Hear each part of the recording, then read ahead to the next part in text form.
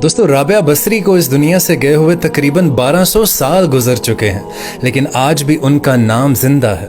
और आपको बताऊं कि ना ही वो कोई शहजादी थी, ना ही वो कोई मलिका थी, और ना ही वो कोई इतनी खूबसूरत थी, और ना ही वो ख़ानदानी थी, बल्कि औरत होने के लिहाज से हर ऐब उनमें मौजूद था। और उनकी ख़ास बात ये थी कि जब भी आप इशा की नमाज़ पढ़ती, रोज़ाना इशा की नमाज के बाद आप गुस्ल किया करती।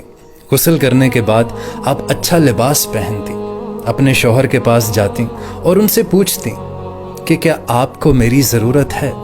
अगर शौहर कहते कि नहीं है तो फिर आप उनसे इजाज़त तलब करती कि क्या मुझे इजाज़त है। शौहर उनकी इजाज़त दे देते और फिर वो ऐसे मुसल्ले पर खड़ी हो जाती कि फजर भी उसी मुसल्ले पर होती। उनके खामद बीमार रहते थे और उनके खामद बीमारी की वजह से जल्दी वफ़ात पा गए, तो आप जवानी में ही बेवा हो गए।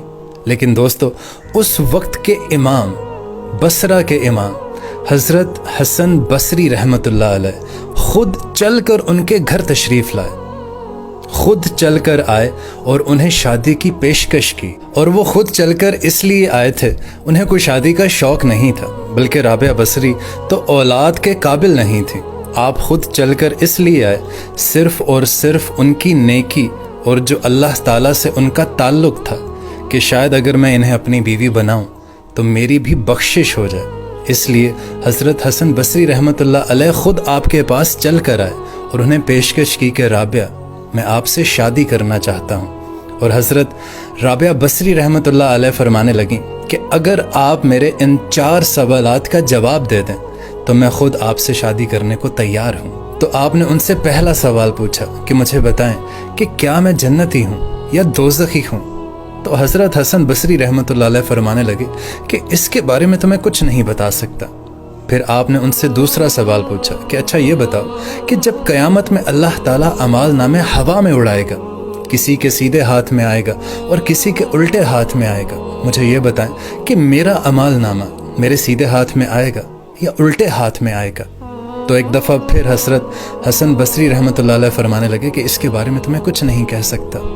फिर आपने उनसे तीसरा सवाल पूछा कि चले मुझे ये बताएं कि जब अल्लाह ताला नेकियों को तोलेगा तो किसी की नेकी ज़्यादा हो जाएगी, किसी के गुनाह ज़्यादा हो जाएंगे। आप मुझे बताइए क्या मेरी नेकियां ज़्यादा होंगी या मेरे गुनाह ज़्यादा हो जाएंगे। और एक दफ़ा फिर हज़रत हसन बसरी रहमतुल्लाह अलैह उनसे फरमाने लगे कि इसके बारे में भी मैं कुछ नहीं बता सकता।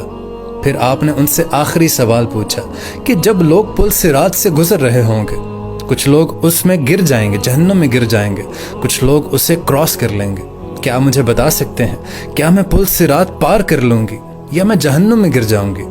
तो हज़रत हसन बसरी रहमतुल्लाह अलैह फिर फरमाने लगे कि इसके बारे में मैं कुछ नहीं बता सकता। तो फिर आप फरमाने लगी कि माज़रत आप यहाँ से जा सकते हैं, मुझे इन 4 सवालों की तैयारी करनी है। मेरे पास वक्त बहुत कम है और मेरे पास शादी का वक्त नहीं है, मुझे इन 4 सवालों की तैयारी करनी है। और दोस्तों फिर जब इनका इंतकाल हुआ तो आपका इंतकाल रात के वक्त हुआ। आपने अपनी फातिमा से कहा कि मुझे जल्दी से दफन कर देना, किसी को मत बताना, सुबह लोगों को बेशक बता देना, लेकिन रात को मुझे जल्दी दफना देना और मुझे कफन देना तो मेरी उसी चादर में जिसमें मैं तहज्जुद पढ़ा करती थी, मुझे उसी चादर में लपेट कर दफन कर देना। सुभान अल्लाह। दोस्तों ये वो लोग हैं जो अल्लाह ताला से दोस्ती लगा लेते हैं और अल्लाह दुनिया इनके लिए मसख्खर कर देता है।